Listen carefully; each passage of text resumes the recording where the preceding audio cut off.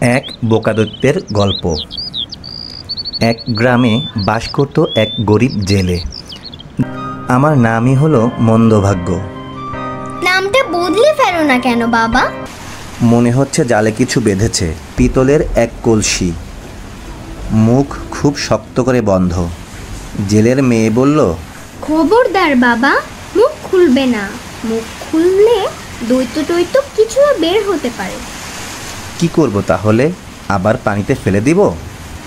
দাও। টাকা পয়সাও তো থাকতে পারে, দেখছিস না কেমন ভারী। আয়, খুলে দেখেই ফেলি।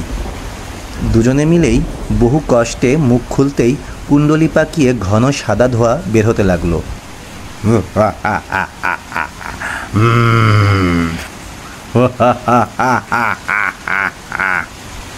পাহাড়ের মতো এক দৈত্য বের হয়ে এলো। মন্দভাগ্য জেলে